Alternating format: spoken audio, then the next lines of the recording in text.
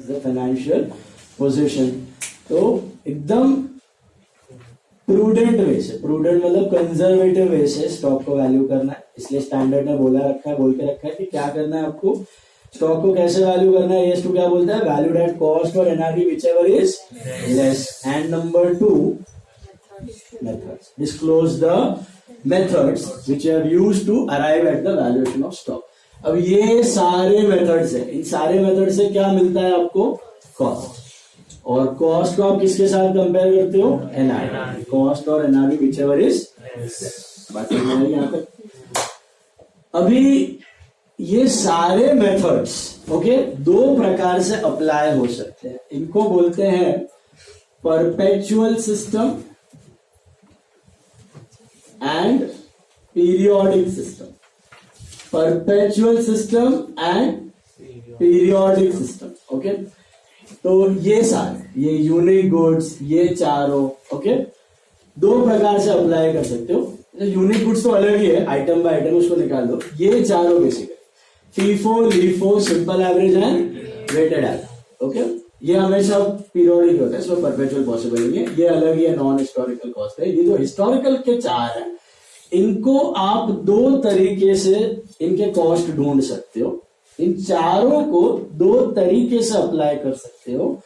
एक होता है perpetual system of valuing inventory, एक होता है periodic system of valuing inventory okay. अब जो छोटे बिजनेसेस होते हैं, जो भी स्मॉल बिजनेसेस होते हैं, वो जनरली जाते हैं पीरियोडिक सिस्टम के। किसके जाते हैं, पीरियोडिक सिस्टम। अभी समझो एक बिजनेस है जो कुर्सियां बना रहा है, से फॉर एग्जांपल ओके, चेयर्स बना रहा है, तो वही काम है, खाली कुर्सी बना रहा है। 4-5 वैरायटीज की कुर्सियां बनाता है। वो नीलकमल की प्लास्टिक चेयर्स आपने देखी होंगी। छोटा सा यूनिट है, छोटी सी फैक्ट्री है, 500,000 यूनिट्स हर एक चेयर के उसके गोडाउन में पड़े होते हैं ओके ऑन एन एवरेज।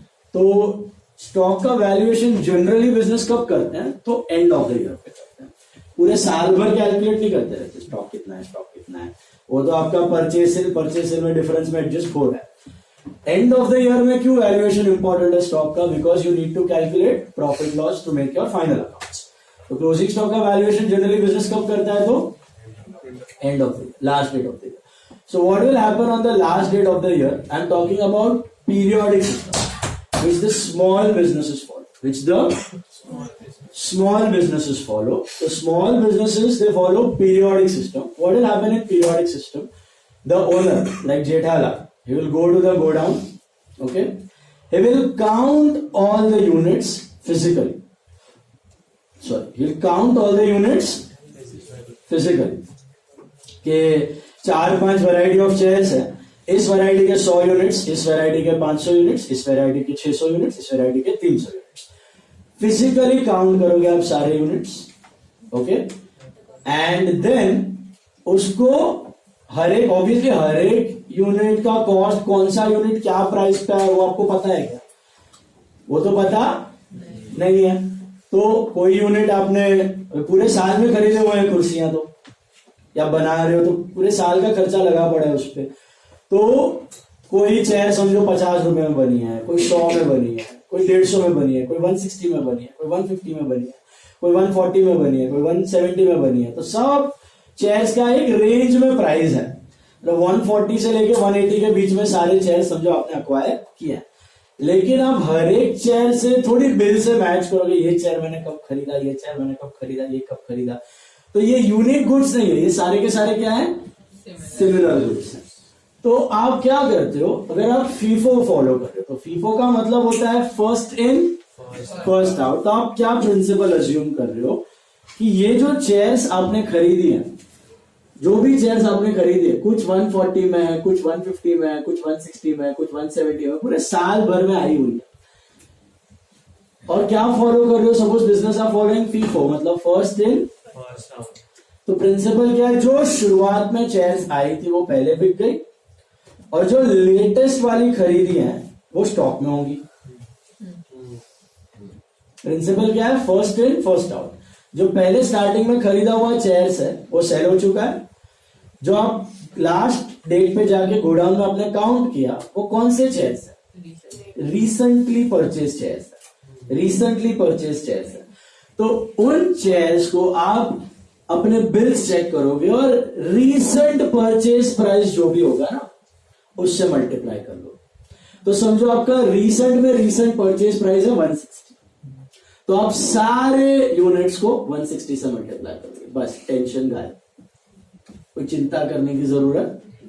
फिर शायद उसमें से कुछ यूनिट्स 150 के भी हो सकते हैं, 170 के भी हो सकते हैं, 165 के भी हो सकते हैं, 140 के भी हो सकते हैं। वी आर नॉट बॉदर्ड, कहां एक एक यूनिट का मगजमारी करें। Are you understanding? That is how you do it for similar goods. मैं अगर आप पीरियोडिक सिस्टम कर रहे हो, पीरियोडिक सिस्टम में क्या करता है ओनर, जाता है गोडाउन में, यूनिट्स काउंट करता है, यूनिट्स को सीधा लेटेस्ट परचेज प्राइस से मल्टीप्लाई करता है, काम खत्म। लेटेस्ट परचेज प्राइस से मल्टीप्लाई किया, आपको क्या मिल गया, सीधा कॉस्ट। कॉस्ट को आप कंपेयर करोगे एनआरवी के साथ एंड लोअर वैल्यू रिकॉर्ड करोगे। आप जो फाइनल अकाउंट्स के सम करते हो उसमें आपको ये दो वैल्यूज प्रोवाइड किए जाते हैं। अब यहाँ पे हम लोग इसका ऑपरेशन करते हैं, एक्चुअली गोडाउन में जाके कैसे कैलकुलेट होता है, समझ में आया? तो फीफो अगर पीरियोडिक कर रहे हो तो क्या करोगे, जाओगे गोडाउन में, काउंट करोगे, कौन सा रेट लोगे, latest purchase price, bills check करोगे, लेटेस्ट परचेज प्राइस देखोगे, मल्टीप्लाई करोगे, काम करोगे। Is it clear? सर इधर हम लोग को रेंज पता है कि 140 से 170 है, तो 140 पे क्यों नहीं देते?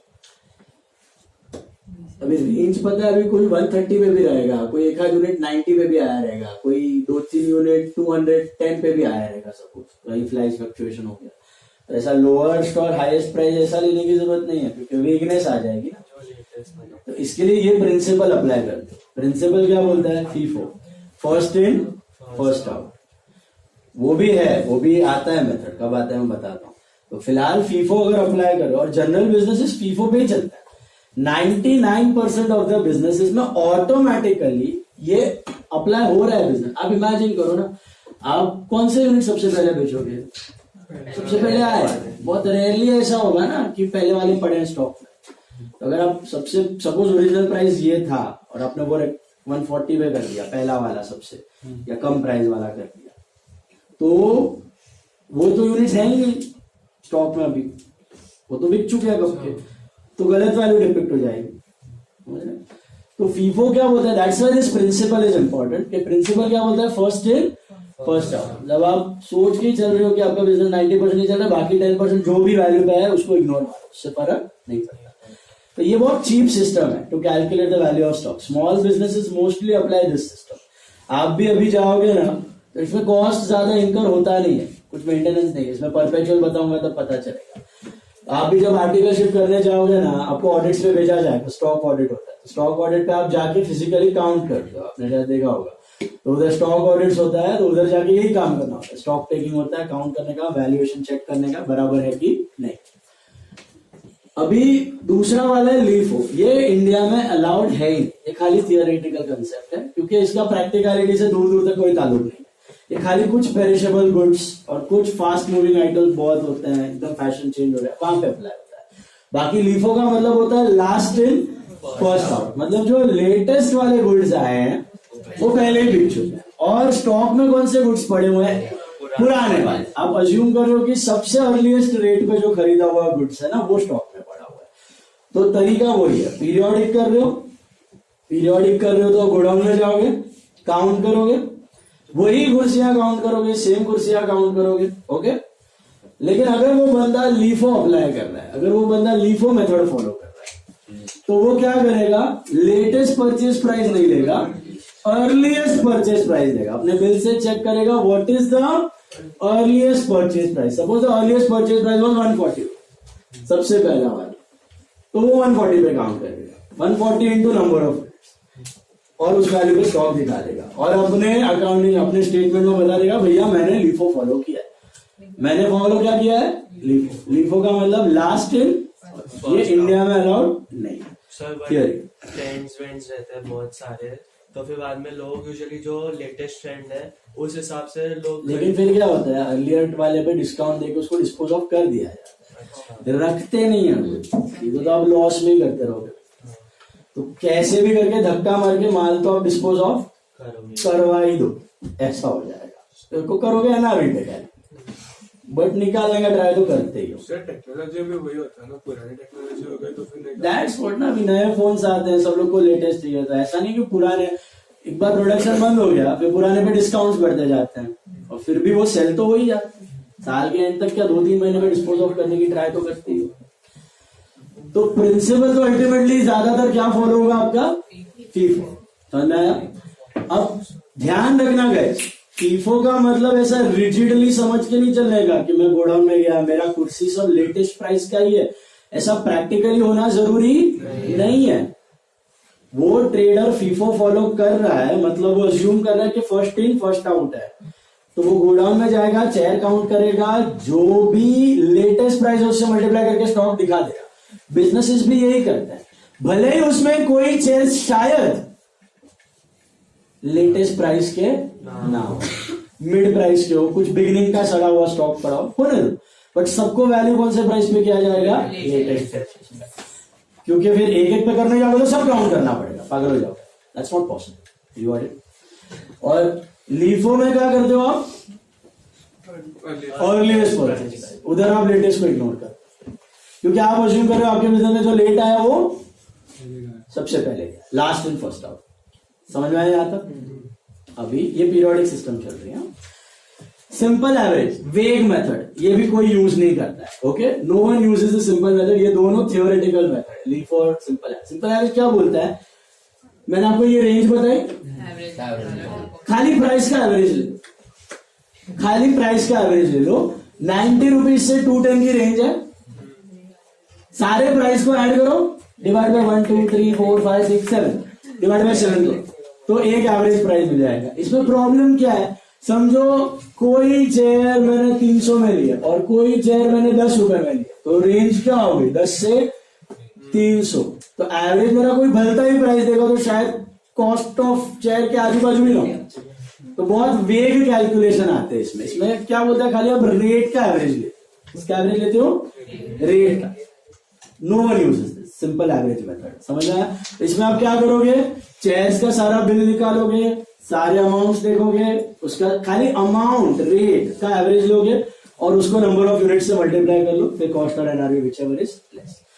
तो बहुत वेग है, समझ आ रहा है क्यों, क्योंकि खाली प्राइस कंसिडर किया जाता है। इससे बेटर वाला जो यूज होता है वो होता है वेटेड एवरेज।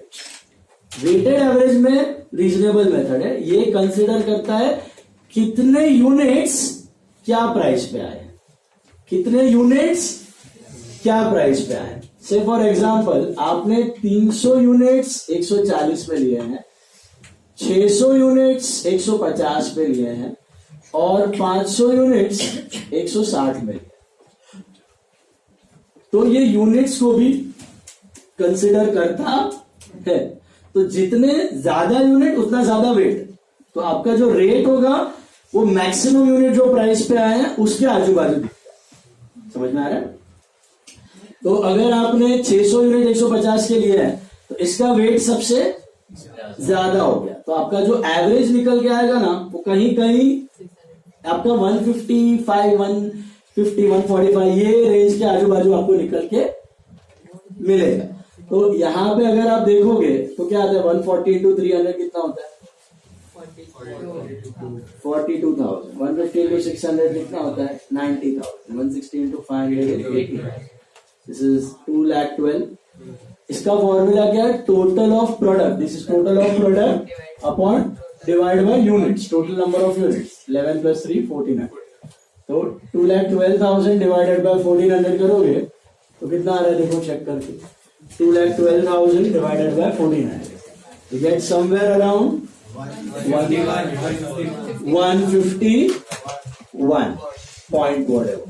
इसको बोलते हैं वेटेड एवरेज। तो ये आपको बेस्ट एवरेज का प्राइस देता है कि आपके पूरे साल में मैक्सिमम यूनिट्स जिस प्राइस पे आए थे उस प्राइस के आजू बाजू का वैल्यू मिलता है, और इस वैल्यू को आप वापस किससे मल्टीप्लाई करोगे, टोटल नंबर ऑफ चेयर्स से मल्टीप्लाई करोगे एंड कंपेयर करोगे कॉस्ट और एनआरवी व्हिचएवर इज लेस। बात समझ में आई। तो 4 मेथड थे आपके। पहला था फीफो, क्या बोलता है, फर्स्ट इन फर्स्ट आउट। उसमें गोडाउन में जाओ, काउंट करो, किससे मल्टीप्लाई करो, लिफो क्या बोलता है, लास्ट गोडाउन में जाओ, काउंट करो, किससे मल्टीप्लाई करो, सिंपल एवरेज क्या होता है, गोडाउन में जाओ, काउंट करो, सिंपल एवरेज मतलब रेट का average, which is very vague. LIFO भी वेग है, ये भी वेग है, प्रैक्टिकली भी यूजलेस है, थियोरी में। और वेटेड एवरेज क्या बोलता है, multiplied by the number of units. तो मैक्सिमम यूनिट्स जहां पे आए वहां का आपको रेट मिलेगा, तो बेस्ट है, करेक्ट। अभी तो मैक्सिमम बिजनेसेस, जैसे मैंने बताया था डेप्रिसिएशन के वक्त अप्लाई FIM एंड RBM, और भी मेथड हमने देखे थे, वो number of units, production units, extraction, sum of the years digits, याद है वो सिंकिंग फंड मेथड, और भी है एन्युटी मेथड। तो ज्यादातर 95% बिजनेसेस अप्रोच क्या यूज करते हैं, FIM एंड RBM। तो वैसे स्टॉक्स के वैल्यूएशन में ये दो मेथड मैक्सिमम बिजनेस यूज करते हैं, FIFO and weighted average. FIFO is first in first out, weighted average units के साथ। ओके, अभी वेटेड एवरेज कब यूज करना बेटर है, जब आपका जो रेट्स है ना उसका रेंज थोड़ा बड़ा है। अगर रेट्स का रेंज थोड़ा बड़ा है, रेंज वाइड है, मतलब अर्लियर रेट्स थोड़े कम थे या लेटर ज्यादा, या अर्लियर ज्यादा थे लेटर कम है, रेंज जो रेट्स का है थोड़ा बड़ा है, तो better use weighted average. And range of rates कम है तो यू कैन यूज FIFO। समझ में आया? तो रेंज अगर बड़ी है तो एवरेज ले लो, दैट्स बेटर। एंड रेंज अगर कम है, मतलब सारे प्राइसेस 160, 150, 160, 150, 160, 150 के अराउंड रिवॉल्व हो रहे, तो it's better to use FIFO। तो एवर बी एनी टाइम। अब मैंने ये सारे चीज कौन से मेथड में बताया आपको, पीरियोडिक इन्वेंट्री सिस्टम।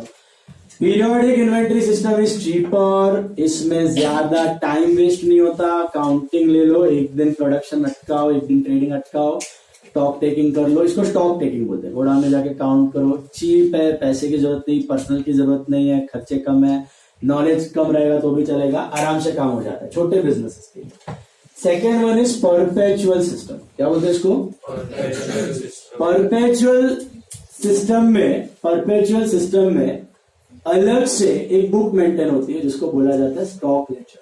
क्या बोला जाता है, स्टॉक लेजर। और ये system is compulsory for companies, and बड़े बिजनेसेस को जग मार के ये सिस्टम फॉलो करनी पड़ती है। इसको क्या बोलते हैं, perpetual system of maintaining inventory. Perpetual में क्या होता है पता आपको, परपेचुअल में हर एक परचेज, जैसे स्टॉक आया वो रिकॉर्ड होगा, जैसे स्टॉक गया वो रिकॉर्ड होगा, और हर एक परचेज और हर एक सेल के बाद updated value of stock record होगा।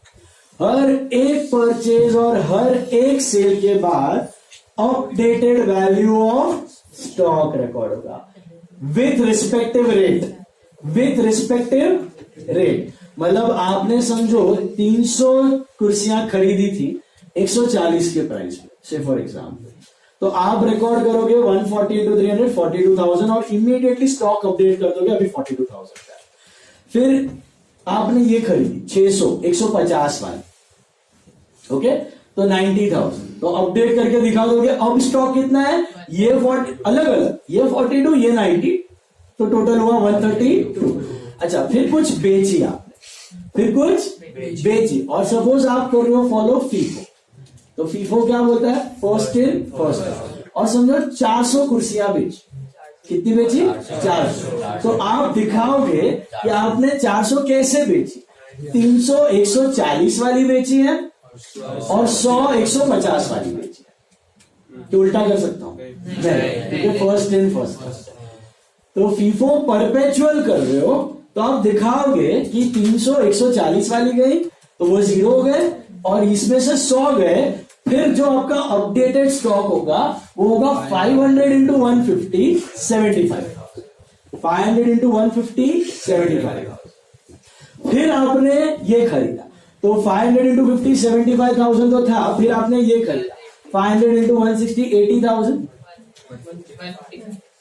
155, टोटल इज 155, लेकिन अलग अलग दिखेगा, ये 75 अलग, ये 80 अलग। और फिर समझो आपने 700 यूनिट्स बेचा, कितना बेचा, और आप फॉलो कर रहे हो FIFO, तो आप करोगे 700, ये 500 पूरे गए और 200 यहां से गए 160 वाले, तो 32,000 गए, तो बचे कितने, 500 units at 300 units at 160 which is 48, तो 48,000 का स्टॉक आपके गोडाउन में दिखे। तो आपको अलग से जाके घड़ी घड़ी कुछ चेक वेक करने की जरूरत नहीं है गोडाउन में। लेकिन लास्ट डे फिर भी बिजनेसेस क्या करते हैं, फिजिकल काउंटिंग तो लेते ही हैं, एक बार तो लेते हैं। कंपनीज को क्वार्टरली रिजल्ट्स पब्लिश करने होते हैं, तो हर 3 महीने उनको दिखाना होता है फाइनल, तभी नहीं, एक बार तो फाइनल अकाउंट के दिन पे गोडाउन पे काउंटिंग होता और क्योंकि चोरी वोरी हो गया तो आप यहाँ पे कर रहे हो अपना, और गोडाउन कीपर सुमड़ी में से निकाल रहा है अपनी, तो आपका मैच ही नहीं होगा स्टॉक। तो आपको लास्ट में जाके तो फिजिकल काउंटिंग करना पड़ता। लेकिन इसमें क्या होता है, इसमें एडवांटेज क्या होता है कि आपको हर एक ट्रांजैक्शन के बाद अपडेटेड वैल्यू ऑफ स्टॉक दिख रहा है, जितने परचेज आए उतने यूनिट्स आपके पास हैं, आप ऐड कर रहे हो, जितने सेल हुए उतने यूनिट्स निकलते जा रहे हैं, आप सब ट्रैक कर रहे हो, तो आपके पास updated value of stock available है। ये पीरियोडिक में अवेलेबल नहीं होता। पीरियोडिक में वो बिजनेसमैन को अपने दिमाग में खोखा बना के चलना पड़ता है कि हाँ इतना माल आया था, इतना पड़ा है, इतना गया है, उसके दिमाग में कंप्यूटर रेडी होना चाहिए। ये परपेचुअल में आपके सामने डेटा है। तो इससे क्या होता है, आप देख रहे हो कि इतना माल पड़ा है, तो किस हिसाब से ऑर्डर किया जाए, ज्यादा ऑर्डर किया जाए कि कम ऑर्डर किया जाए। आज ही मैंने शायद सवेरे बताया आपको, करंट एसेट का पार्ट होता है स्टॉक, वर्किंग कैपिटल का हिस्सा होता है, और अननेसेसरली ज्यादा पैसे ब्लॉक करके मतलब नहीं, क्योंकि उस पर कोई ब्याज तो मिलने वाला नहीं, तो अननेसेसरी ब्लॉकेज ऑफ फंड ना हो, इसलिए आप कम ऑर्डर, अभी सीजन स्टार्ट है, मेरे को दिख रहा है इतना इन्वेंट्री पड़ा है, तो मैं कम ऑर्डर करेगा नेक्स्ट मंथ, कम हो गया तो मैं ज्यादा ऑर्डर, तो ये आपको आसानी मिल जाए। लेकिन इसका डिसएडवांटेज क्या है, इसके लिए आदमी रखो, मैन पावर रखो, सिस्टम बनाओ पूरी, यहाँ से यहाँ ये आ रहा है, ये रिकॉर्ड हो रहा है, पैसे लगेंगे इसको ज्यादा, तो costly affair. So it is mainly used by big organisations and this one is used by. तो ये मैंने क्या बताया आपको, परपेचुअल FIFO बताया। परपेचुअल FIFO में क्या किया हमने समझ में आया। वैसे ही अगर परपेचुअल LIFO कर रहे हो तो भी ऐसे ही होगा, हर एक रिसीट, हर एक इश्यू के बाद आप अपडेटेड वैल्यू ऑफ स्टॉक ढूंढोगे। लेकिन उधर क्या चेंज होगा, समझो ये 300 खरीदा 140 का, 600 खरीदा 150 का, फिर आपने समझो 400 बेचा, लेकिन अभी आप LIFO कर रहे हो ना, अभी आप LIFO कर रहे हो, तो 400 कौन से निकलेंगे पता है, 150 वाले। तो स्टॉक फिर अपडेट होकर क्या मिलेगा, 300 140 वाला मिलेगा और 200 150 वाला, ऐसा मिलेगा, वो हो जाएगा LIFO। समझ में आ रहा है। वही अगर आप